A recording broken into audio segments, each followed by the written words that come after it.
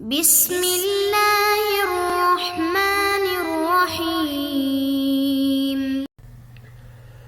اللهم صل على سيدنا ومولانا محمد افضل صلواتك بعدد معلوماتك وبارك وسلم وصل عليه۔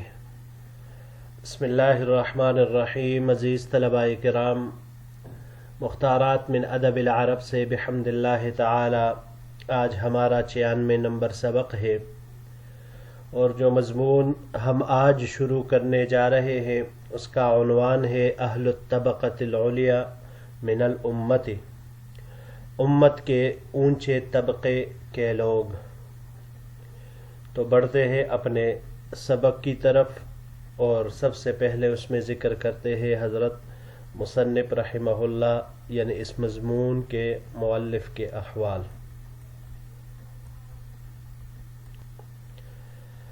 مصنف اور مؤلف کا نام سید عبد الرحمن الکواکبی،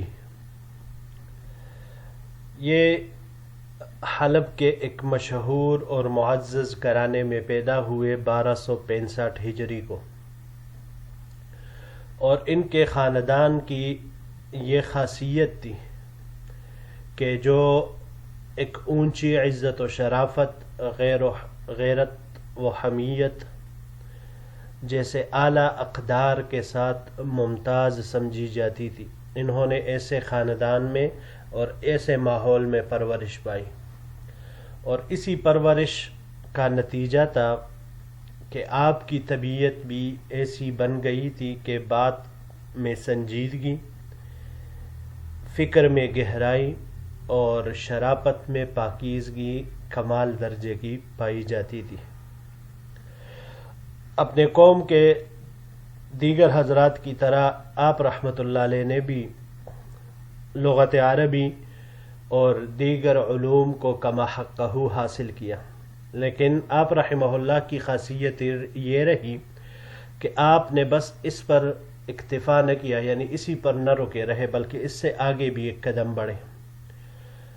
آپ نے علوم ریاضیہ اور علوم طبعیہ، یعنی موجودہ دور میں جسے فزکس کہا جاتا ہے، اس کے وسیع و غریض اور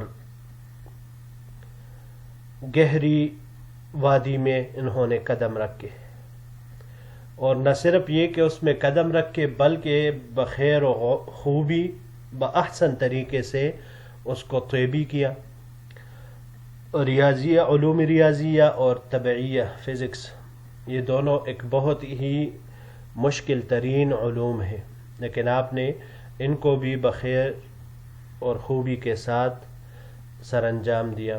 اس کے علاوہ آپ رحمہ اللہ پارسی اور ترکی زبانوں پر بھی دسترس حاصل کر چکے تھے، اور پھر اس کے بعد تاریخی کتابوں اور عثمانی طرز حکومت کے قوانین وغیرہ کا بھی کافی مطالعہ کیا تھا۔ آپ حکومتی عہدوں پر مختلف مناصب پر فائز بھی رہے۔ اس کے علاوہ حلب میں الشہباء تحریک آزادی کا ایک رسالہ نکالتے تھے، تو جس میں اس وقت حلب کے جابر حکمرانوں کی جارحیت کی خوب یہ خبر لیتے تھے۔ ان کو اللہ نے ایک حساس دل سے نوازا تھا، مسلمانوں کے احوال کے بارے میں یہ بہت زیادہ دلگیر رہتے تھے، چنانچہ انہوں نے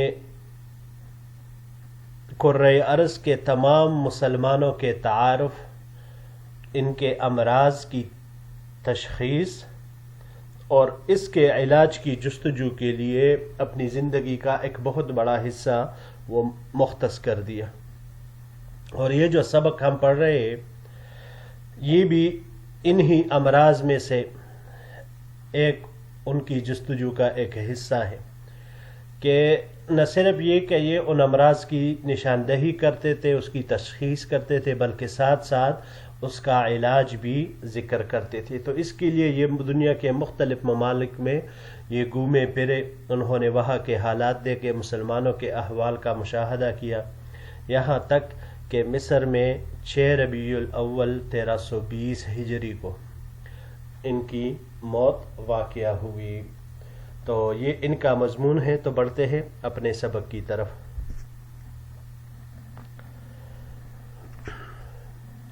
الفطور بالغ في غالب أهل الطبقة العليا من الأمة ولا سيما في الشيوخ مرتبة أي الخور في الطبيعة۔ سستی امت کے اکثر اونچے طبقے والوں اور خصوصاً اس طبقے کے سرداروں میں طبعی کمزوری کے درجے کو پہنچ چکی ہے۔ کیوں؟ وجہ کیا ہے؟ تو وجہ کہ خود ذکر فرما رہے لِأَنَّنَا نَجِدُهُمْ يَنْتَقِصُونَ أَنفُسَهُمْ فِي كُلِّ شَيْءٍ،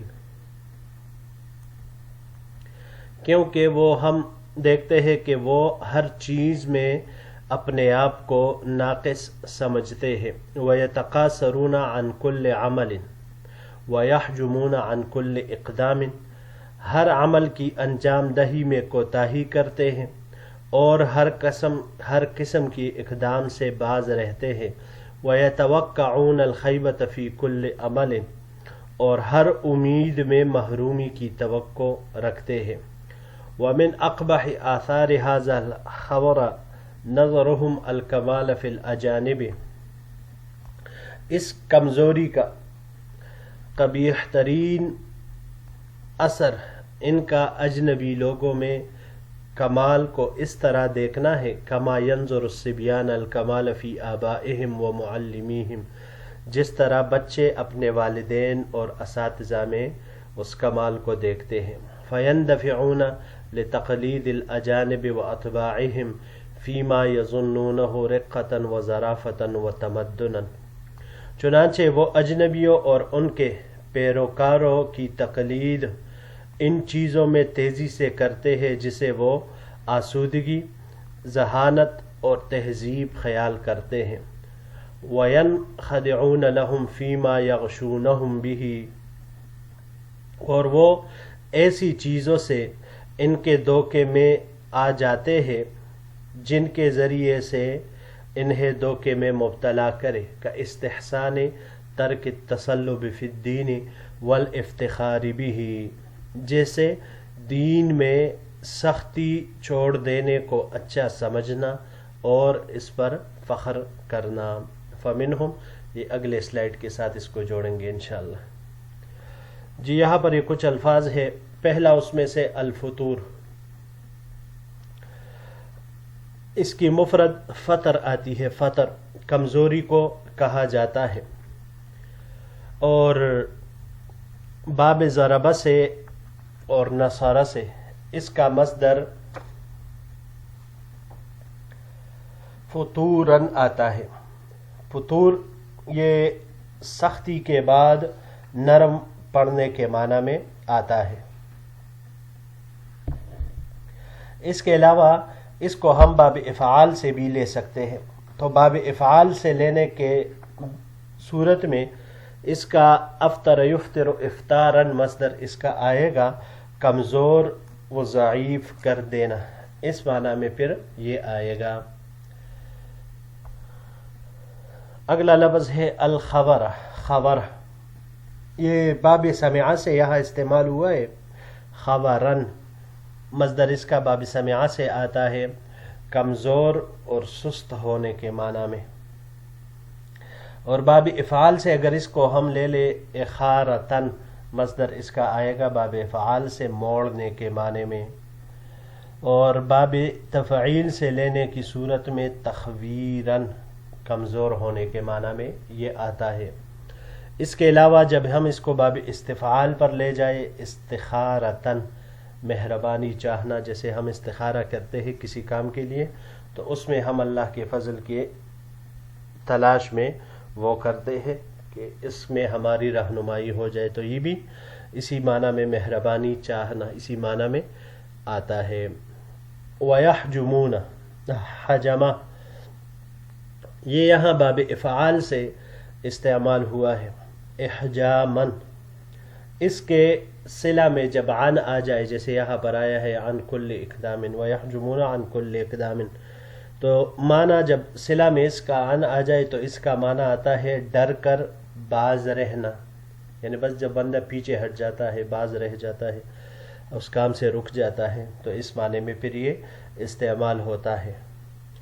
اور اگر باب ضربہ سے اس کو لے، پھر اس کے صلہ میں عن آ جائے، تو باب ضربہ اور نصر سے اس کا مصدر حجمن آتا ہے، اور اس کا معنی آتا ہے پھیرنا، اور باب نصر سے اس کا مصدر حجمن ابھرنے کے معنی میں یہ آتا ہے۔ باب افتعال سے احتجامن آتا ہے، احتجامن یہ حجامہ لگوانا، پچنا لگوانا، اس معنی میں یہ استعمال ہوتا ہے۔ پھر اگلا لفظ ہے الخیبتہ، خیبہ، باب ضربہ سے خیبتن محروم ہونے کے معنی میں، یہ یہاں باب ضربہ سے استعمال ہوا ہے۔ اور اس کے علاوہ باب تفعیل، باب افعال سے اخابتن یہ آتا ہے، اخابتن یہ بھی محروم کرنے کے معنی میں آتا ہے، اور باب تفعیل سے تخیباً یہ بھی محروم کرنے کے معنی میں آتا ہے۔ اس کے علاوہ باب تفاعل سے بھی ہم اس کو لے سکتے ہیں تخیباً، تو پھر اس کا معنی ہوگا محروم ہونا۔ جی اگلا لفظ ہے رقتن، رقتن یہ آسودگی، مہربانی، باریکی کو کہا جاتا ہے۔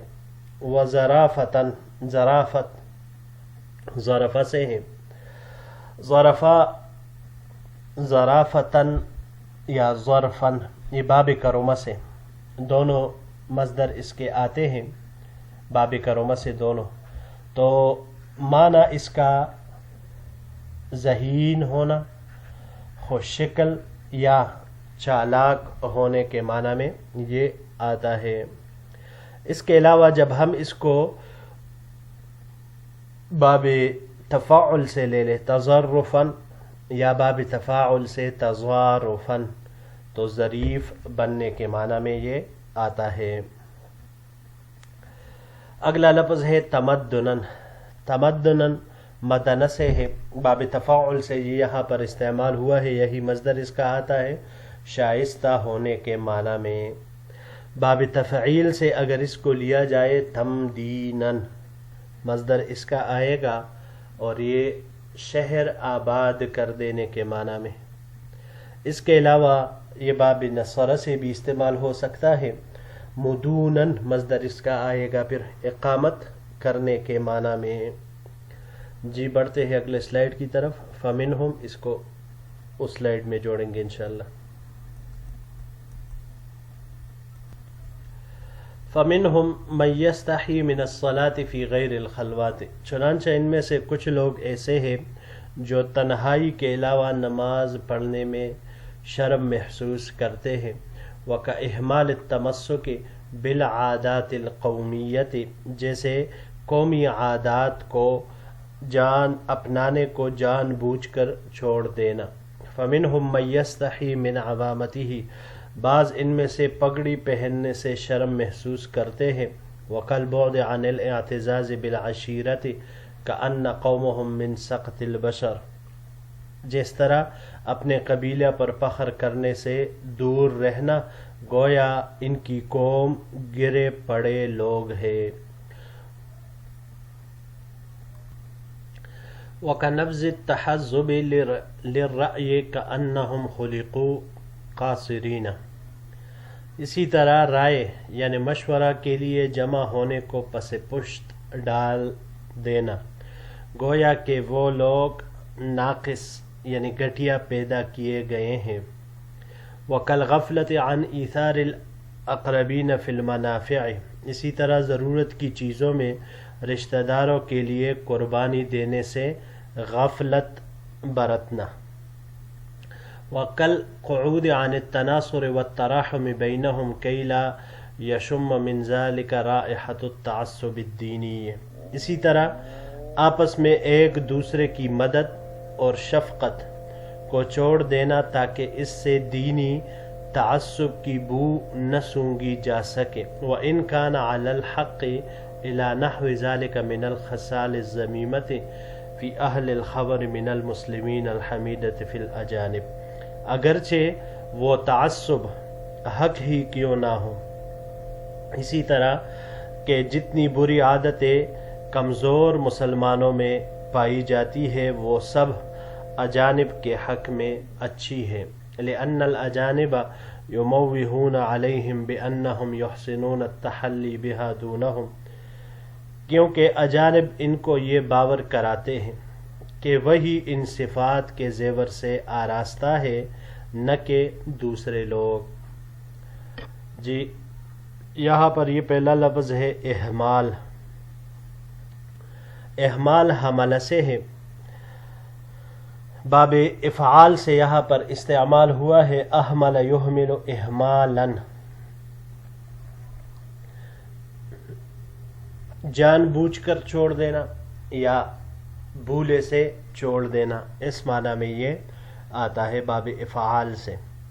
اس کے علاوہ جب ہم اس کو باب ضربہ سے لیں گے حملن اور نصر سے حمولن، تو یہ دونوں بہانے اور برسانے کے معنی میں یہ آتا ہے۔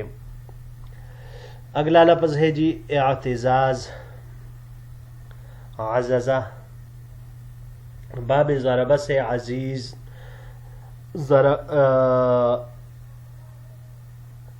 قوی ہونے کے معنی میں یہ آتا ہے، عزیز ہونے کے معنی میں یہ آتا ہے۔ یہاں پر یہ باب افتعال سے استعمال ہوا ہے اعتزازاً، فخر کرنے کے معنی میں یہ آتا ہے۔ اس کے علاوہ یہ باب افعال سے بھی استعمال ہو سکتا ہے، اعزز یعزز اعزازاً، اعزازاً عزیز بنانے کے معنی میں آتا ہے۔ اور اس کے علاوہ باب تفعیل پر جب ہم اس کو لے جائے تعزیزاً، تعظیم کرنے کے معنی میں یہ آتا ہے۔ التحزب، اگلا لفظ التحزب ہے، تحزب حزبہ، یہ باب تفاعل سے ہے، یہاں پر استعمال ہوا ہے تحزباً، جمع ہونے کے معنی میں آتا ہے۔ باب نصر سے جب ہم اس کو لے لے حزباً تو پہنچنے کے معنی میں آتا ہے باب نصر سے۔ اس کے علاوہ اس کو اگر ہم لے لے باب تفعیل سے تحزیباً تو جمع کر دینے کے معنی میں یہ پھر آئے گا تحزیباً۔ یہ اس کے علاوہ آخری لفظ جو ہے یموہون، موہ، باب نصر سے موہن، ملانے داخل ہونے کے معنی میں آئے گا، اور باب افعال سے اماہتن، یہ بھی ملنا ملانا اس معنی میں آتا ہے۔ اس کے علاوہ یہاں پر باب تفعیل سے استعمال ہوا ہے موہ یموہ تمویہن، جھوٹی بات کے خلاف بات سنانا، یعنی بات ایک ہو اور سنائی کوئی دوسری جا رہی ہو تو خلاف واقع چیز سنانا اس کو کہا جاتا ہے۔ جی عزیز طلباء کرام، یہی تک ہمارا آج کا سبق تھا۔ انشاءاللہ العزیز زندگی رہی تو اگلے درس کے ساتھ پھر آپ کی خدمت میں حاضر ہوں گے۔ السلام علیکم ورحمۃ اللہ وبرکاتہ۔